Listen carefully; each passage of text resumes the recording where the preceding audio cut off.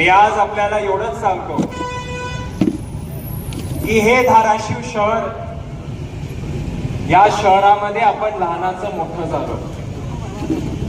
राजकारण आणि बाकीचे गोष्टी हे एक बाजूला राहिले, पण आज शहरामध्ये जे धुळीचं साम्राज्य झालेलं आहे, खड्डे सगळ्या गल्लीमध्ये, सगळ्या रस्त्यांमध्ये, कुठं पण जावा तुम्ही खड्डे झालेले.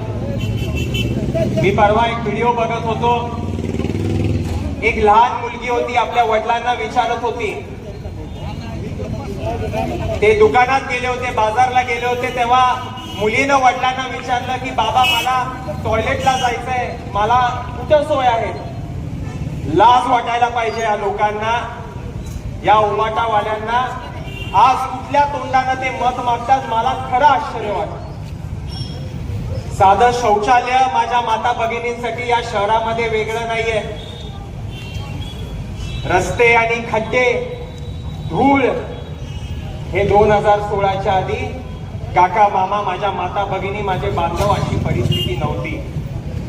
आपण जे काय करायचो शहरासाठी अतिशय तळमळीने करायचो. अमित भैया जे बोलले की शहरामध्ये सोयी सुविधा असतील, रस्ते असतील, पाण्याची सोय असेल. मला तुम्ही सांगा, आपल्या धाराशिव शहरामध्ये उजनीचं पाणी यायचा काहीच संबंध नव्हता. 114 किलोमीटर लांबीतून आपल्या शहराला पाणी मिळावं म्हणून आदरणीय राणादादांनी या शहरामध्ये उजनीचं पाणी आणलं. त्या प्रकल्पाला फक्त कार्यान्वित करून पुढे त्या प्रकल्पाला न्यायचंय आणि 24 तास पाण्याची सेवा आपल्या शहरासाठी करून द्यायचा शब्द हा राणादादांनी दिलेला.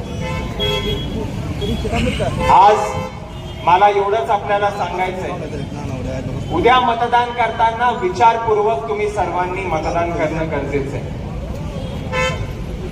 आपला विरोधक हे आईस्क्रीमचं कोण नाहीये. मी पहिल्या दिवसापासून सांगतोय, ज्या दिवशी ह्यांची महाविकास आघाडी संपली त्या दिवशी या उबाटावाल्यांना माहित होतं की ह्यांचा नगराध्यक्ष निवडून येत नाही.